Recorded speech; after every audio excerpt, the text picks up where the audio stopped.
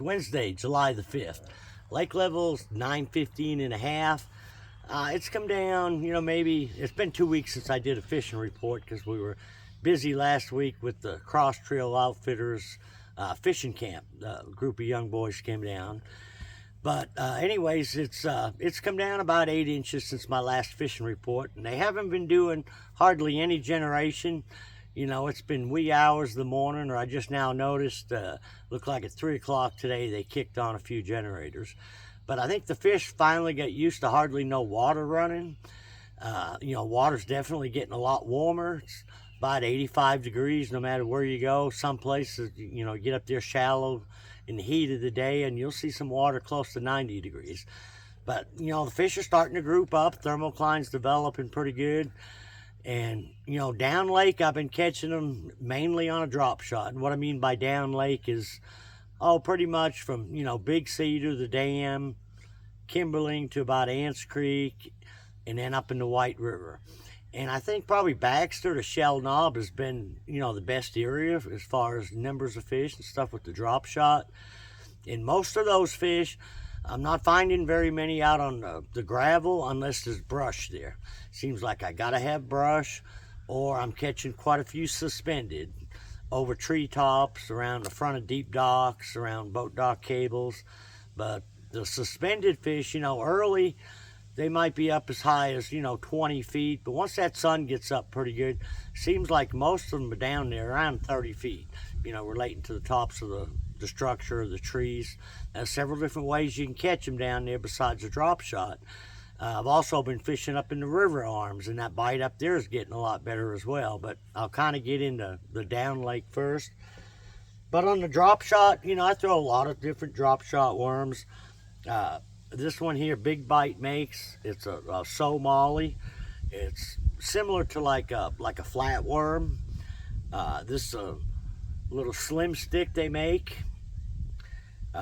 This is a Chompers brown purple lamb. This is a Strike King. I think it's KVD Magic is the color.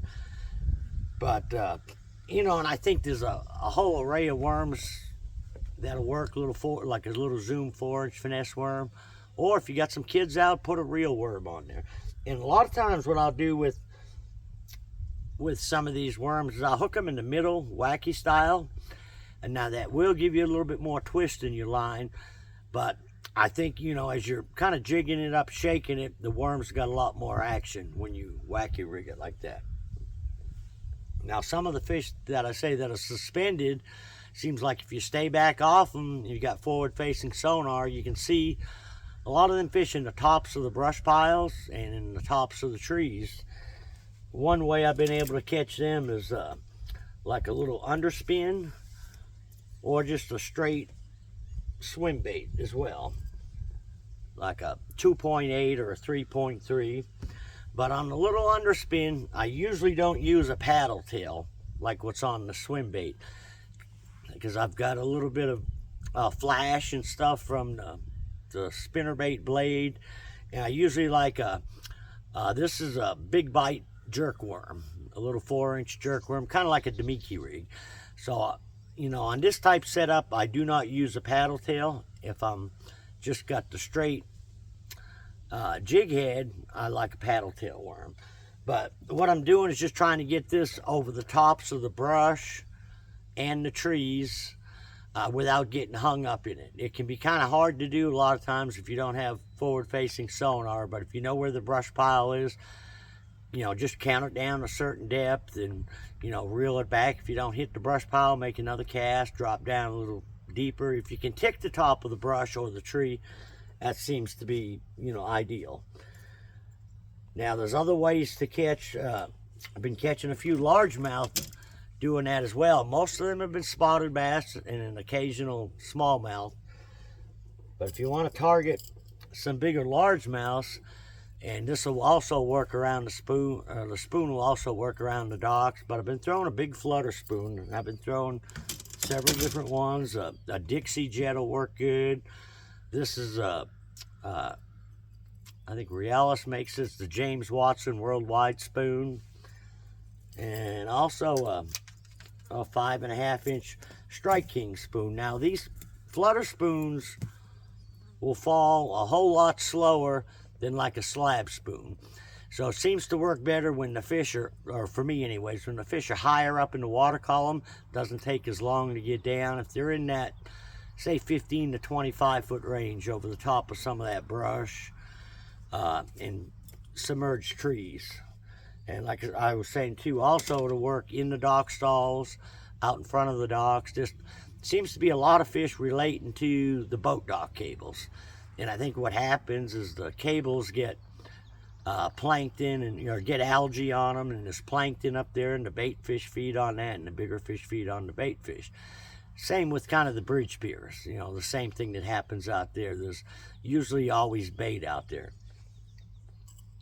Now up in the rivers, the structure bite I think is getting a lot better out there, but it's fairly deep. It can be early, it can be 12 to 15 foot deep, but later in the day, once that sun gets up, it seems like they're anywhere from 15 to 25 foot deep.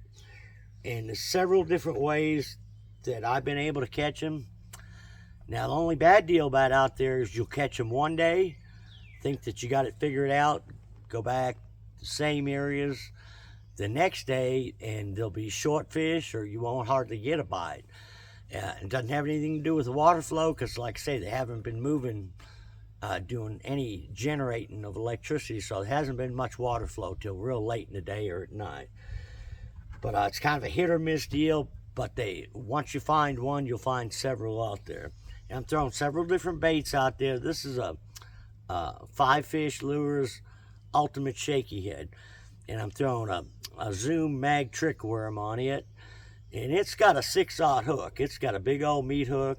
Now you can throw like a 8-inch lizard or even like an old monster Zoom worm, a big worm on it. If you're not throwing real heavy line, a little bit more finessey, they also make 5-Fish Ultimate Shaky Head. They make it in a fine wire hook and a 4/0 hook. And I'm using a little bit smaller worm, a finesse worm. You notice both my worms are like plum or red bug. Tequila Sunrise seems to be working good, but green pumpkin, watermelon red will also work. Another thing you can do is throw like a wobble head with just a 4.5-inch Magnum finesse worm. The other one was the trick worm. You throw a football jig. I've been throwing there again, it's a 5-Fish Lures Ultimate Cover Jig. It's 3/4 ounce. The reason I throw it is it comes through the brush a lot better than a football jig. If I'm fishing open water where there's not much brush or timber, I'll throw a football jig or even a Carolina rig. But if I'm getting into the thick brush, I'll throw the cover jig. And a lot of the colors that seem to be working good for me on the jig is something with a little bluegill flash in it with a little blue. This is a Magic Craw. It's kind of like a PBJ, but it's got a little bit of blue, a few pieces of blue in the skirt. And then on my trailer, I like something that's got a little bit of blue hue in it as well. But the spoon, if you're up there in the river arms, and the James River's been the best for me, and it seems to be like from 0.12 on up. Kind of what you want to key on is there's a lot of them long, flat, big old gravel. We call them roll-offs, but they're like a big flat gravel point. If you don't find them up on top of the point, a lot of them points don't have much cover on them, so it's pretty smooth out there. Excuse me. So a lot of times you got to get around the cover of the bigger rock, and usually if you go to the side of them roll-offs where it drops off, that's where your bigger rock will be, and there's some brush, or out at the ends of them. You just got to spend some time out there milling around. I haven't thrown a big crankbait very much because I haven't been seeing very many fish, suspended or in that 15 to 20 foot range where I feel I can reach them with the crankbait. A lot of the fish I'm catching on the big shaky head and the jig is, 25 foot, 20 to 25, some a little deeper than 25. But if you do see some up higher in the water column, especially if they're suspended, don't be afraid to throw a deep diving crankbait or these big spoons. This time of year when the water's that warm, it seems like bigger baits usually produce bigger fish. I'm not saying you can't catch a big fish on a little bait, but I think your chances are better if you're throwing a big worm, a jig with a bigger trailer, or a bigger spoon. You know, everything this time of year is growing. The crawdads are getting bigger. There's a lot of gizzard shad out there, and a lot of the fish are feeding on bluegill as well, so they're not afraid to eat something that's, you know, 5 or 6 inches long.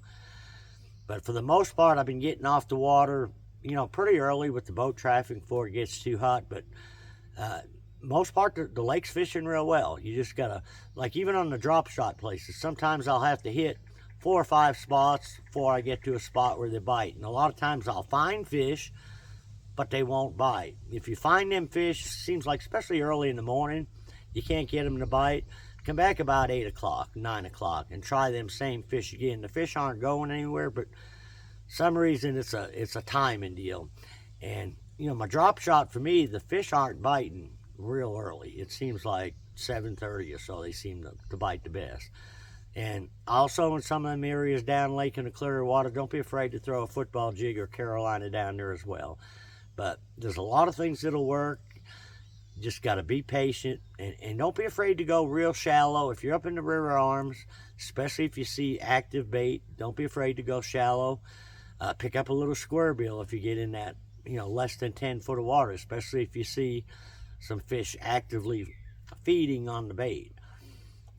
Even though the water's as hot as it is, when you get up in them river arms, if there's a little water flow coming in, them fish will stay shallow. So till next week, good luck, good fishing.